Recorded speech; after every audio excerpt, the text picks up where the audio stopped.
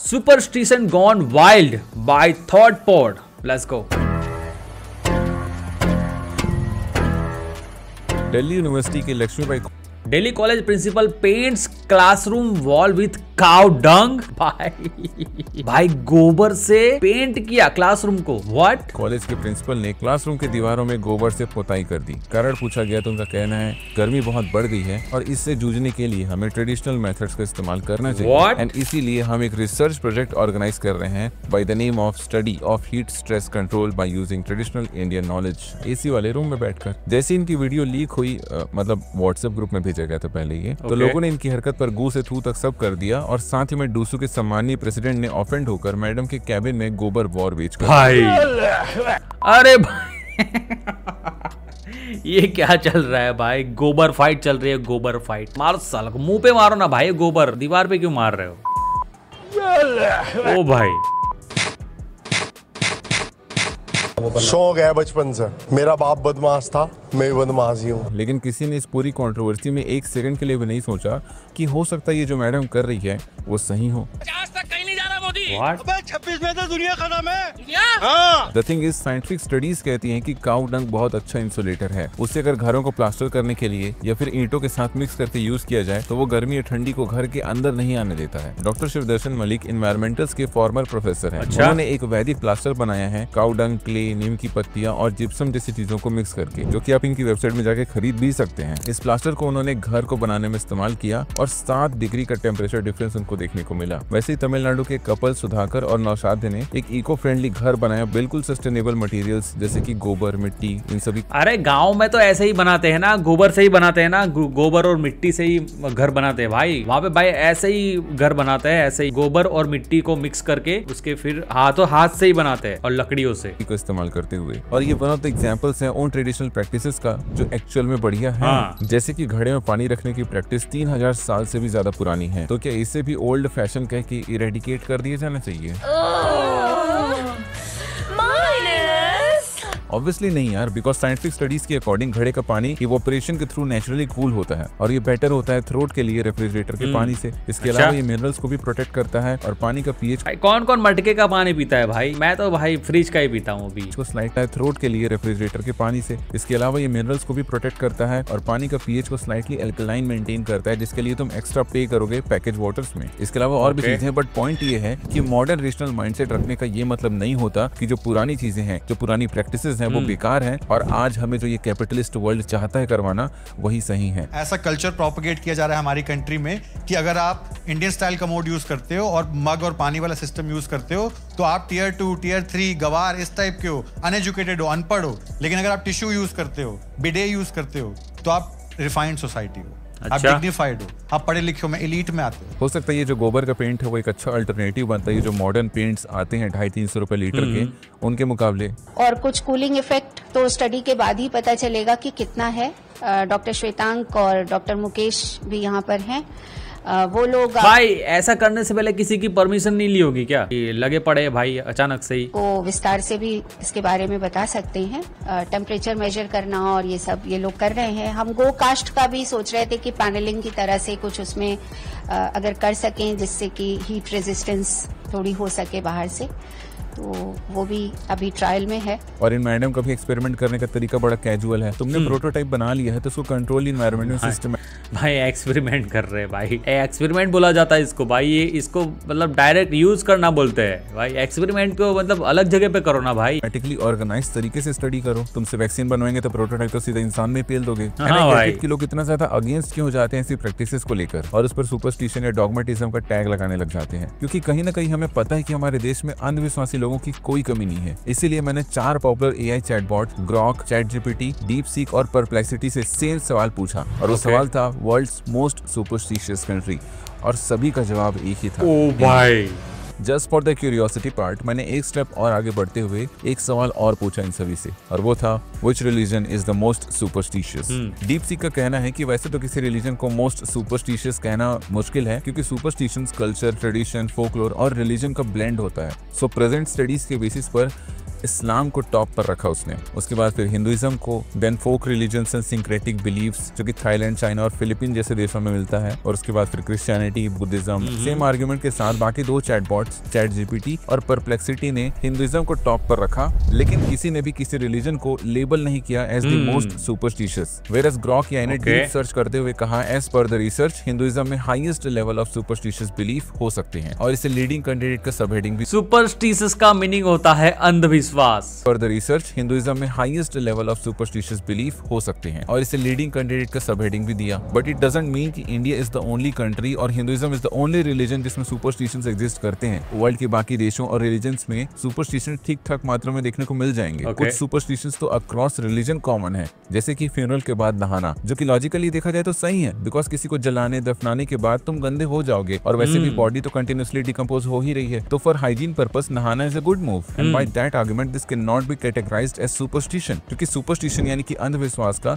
Logic, reasoning, scientific temperament से कोई लेना देना नहीं। सही बात है। लेकिन ये अंधविश्वास है बिकॉज ऑफ इट्स रीजन। इसका असर्शन तो सही है कि फ्यूनरल के बाद नहाना चाहिए, पर जो रीजन दिया जाता है कि इसलिए नहाना चाहिए ताकि आप इविल स्पिरिट्स को वॉश आउट कर। हाँ भाई, किसी की डेथ हो चुकी है, वहाँ पे अगर कोई जाते हैं तो बोला जाता है कि घर पे आके सबसे पहले नहाओ और उसके बाद ही सब कुछ करो, कुछ छूना नहीं है, कुछ नहीं। उसका रीजन, साइंटिफिक रीजन ये है कि जब किसी की डेथ हो जाती है तो उसका बॉडी डिकम्पोज होता है, तो उसमें से बैक्टीरियाज, वायरसेस, इन्फेक्शन वाले बैक्टीरिया सब कुछ निकल रहा होता है हवा में, तो इस वजह से नहाना पड़ता है। और अंधविश्वासी लोग इसका क्या रीजन देते हैं कि भाई तुम में आत्मा घुस जाएगी, तुम में आत्मा घुस जाएगी उस आदमी की, तो पहले नहा लो ताकि आत्मा निकल जाए, क्योंकि आत्मा पानी से डर के ऐसे चुप करके निकल जाती है बाहर। आता है cause of its reason। चलो, इसका असर्शन तो सही है कि फ्यूनरल के बाद नहाना चाहिए, पर जो रीजन दिया जाता है कि इसलिए नहाना चाहिए ताकि आप इविल स्पिरिट्स को वॉश आउट कर दें, वो इलॉजिकल है।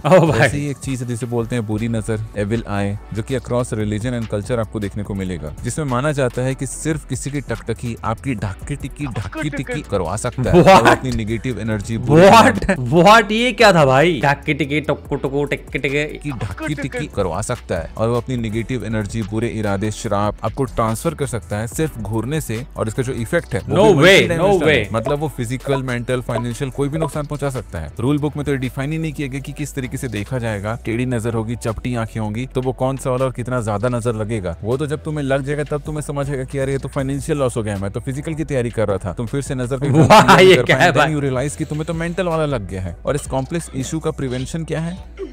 काला टीका, जस्ट अ काला टीका, और वो भी कान के पीछे। अरे जो नजर में ही नहीं आ रहा वो नजर से कैसे बचाएगा? बच्चों के अरे भाई बचपन में ऐसे बहुत टीका लगाती थी भाई मम्मी, यहाँ पे और कहाँ पे करते थे, यहाँ पे या यहाँ पे, या इन दोनों जगह में से किसी एक पे करती थी मेरी मॉम। लगा देते हैं छोटा सा टीका। इल्यूमिनाटी भाई। हाँ भाई, इतने 3 टीके की क्या जरूरत भाई, इतनी भी क्या नजर लग जाएगी? अगर तुम मानते हो कि नजर से बचा सकता है, इसमें कोई रिफ्लेक्टिव प्रॉपर्टीज हैं, तो एटलीस्ट पूरे चेहरे में तो लगाओ उसको। अरे भाई चलाते हैं बुरी नजर वाले तेरा मुंह काला, अरे उसका मुंह काला इसलिए तो उस पर कोई नजर काम नहीं कर रहा और वो दूसरों पर नजर लगा रहा है, और ये सोल्यूशन काम करता होगा, इसलिए इसका नैरेटिव उल्टा कर दिया है लोग, ताकि तुमको इन लोग सोल्यूशन बेच सके कि ताबीज पहन लो नजर से बचाएगी, लॉकेट लटका लो नजर से बचाएगी। मुझे भी बहुत सारे ताबीज, ये भगवान के धागे, ऐसे बहुत सारा भाई गले में पूरा बांध के रखते थे, बहुत सारे ताबीज और पता नहीं क्या क्या। नजर से तो बच गए, गरीबी ने पकड़ लिया। एस्ट्रोलॉजी भी एक ऐसा ही बवासीर है जो कि अक्रॉस रिलीजन एंड कल्चर आपको देखने को मिलेगा। इसके बारे में हमने इस वीडियो में बात भी की है, लेकिन मोस्टली सुपरस्टिशंस का importance back in the time रहा होगा जब उनका ओरिजिनल कॉन्टेक्स्ट सेट किया गया था, लेकिन जनरेशन बाई जनरेशन जब वो पास ऑन होते गया तो उसका असर्शन तो रह गया कि ये नहीं करना चाहिए, रात को झाड़ू नहीं लगाना चाहिए, नाखून नहीं काटना चाहिए, लेकिन जो उसका रीजन है वो समय के साथ साथ अपना कॉन्टेक्स्ट खोता गया और उसका रेलेवेंस रह नहीं गया। लेकिन फिर भी अपना असर्शन लोगों को आगे थोपना ही है और उसका जवाब उनको ना देना पड़े, इसलिए बोल देते हैं कि खराब नसीब आता है बेटा इससे। कह दिया ना बस, कह दिया। जैसे कहते हैं कि घर के अंदर छाता नहीं खोलना चाहिए क्योंकि वो बैड लक लेके आता है, जो कि ये कौन सी बात है भाई, घर के अंदर छाता नहीं खोलना चाहिए? कि वो बैड लक लेके आता है, जो कि ट्रेस डाउन करोगे तो पता चलेगा 18th सेंचुरी विक्टोरियन इंग्लैंड में मेटल स्पोक वाले छाते हुआ करते थे, जिनको अगर कॉम्पैक्ट स्पेस में खोलोगे तो चोट लग जाएगी, इसलिए मना किया जाता है मत खोलो यहाँ।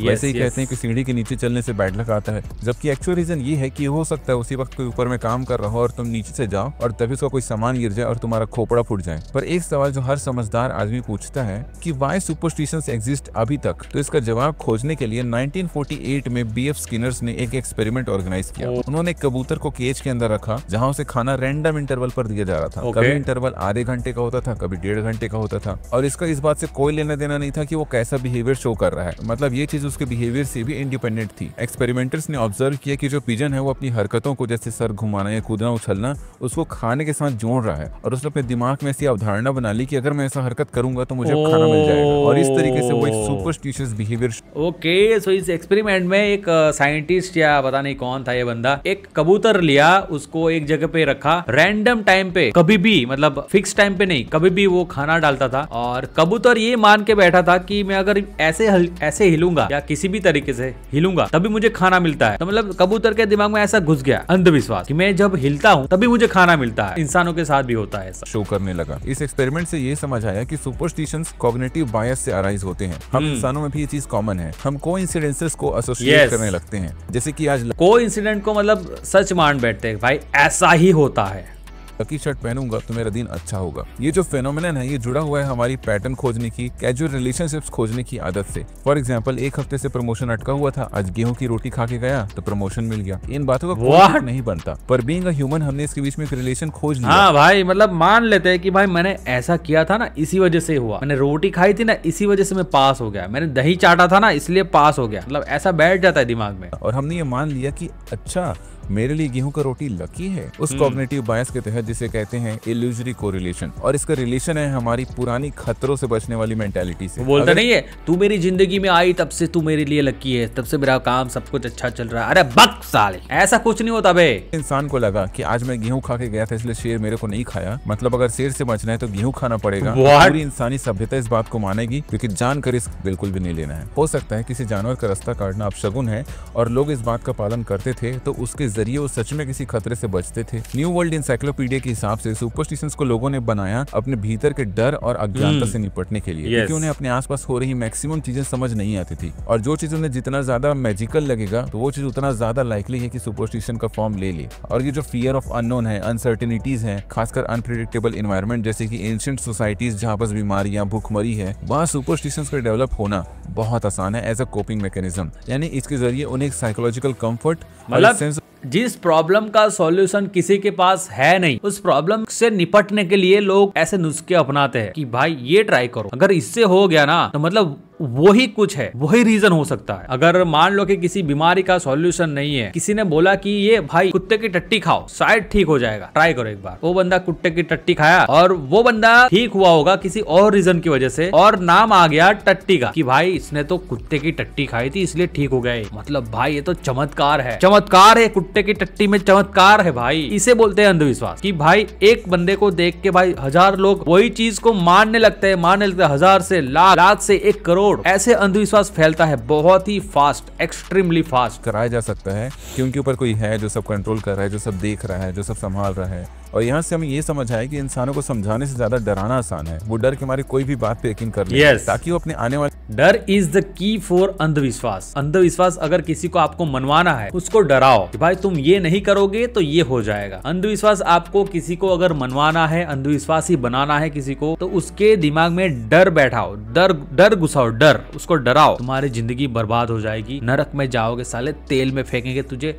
अबे भाग साले, तेल में तू देखने गया था क्या साला। इंसानों को बड़ा डर लगता है जब सिचुएशंस उनके हाथ से बाहर जाती हैं, और वो चाहते हैं कि जितना हो सके सिचुएशंस उनके कंट्रोल में रहें। इसीलिए वो दुनिया भर के रिचुअल्स परफॉर्म करती हैं ताकि आउटकम को वो कंट्रोल कर सकें। उनके नाचने गाने से बादल को क्या फर्क पड़ता है कि पानी जल्दी गिरा देगा। वो जो भी रिचुअल्स हम परफॉर्म करते हैं किसी बड़े इवेंट से पहले अपनी लाइफ के, उसका हमारी लाइफ की इवेंट से एक्चुअल में तो कोई लेना देना नहीं है, पर क्योंकि हमने वो रिचुअल परफॉर्म किया तो हमारे अंदर एक सेंस आता है कि हाँ अब ये मैंने कर लिया है ना, तो अब सब ठीक हो जाएगा, अब सब बढ़िया जाएगा, जिसकी वजह से आपको एक सेंस ऑफ कंफर्ट फील होता है, जिसका अगेन ऐसा फील होता है कि हाँ भाई मैंने भगवान की पूजा कर ली, ये रिचुअल वो रिचुअल कर लिया, तो मतलब हाँ भाई मैंने कर लिया। अगर नहीं किया होता तो कुछ बुरा होता, लेकिन कर लिया, अब ठीक है, अब कुछ टेंशन वाली बात नहीं, ऐसा अंदर फील होता है सिर्फ। लेना देना नहीं है आपके आउटकम से, आप बस परफॉर्म अच्छा कर पाओगे क्योंकि आप काम हो थोड़े से। 2007 के सर्वे में पता चला कि 24% साइंटिस्ट मिरेकल में मानते हैं। 69% ने एस्ट्रोलॉजी के कोर्सेज को अप्रूव किया है। मतलब अगर सुपरस्टिशन कल्चर में घुस गया है तो नॉलेज के लिए भी उसे चैलेंज कर पाना मुश्किल पड़ेगा। और यही रीजन है कि पढ़े लिखे लोग भी ऐसी बातों में यकीन करते हैं क्योंकि बचपन से कंडीशनिंग ही उनकी ऐसी है।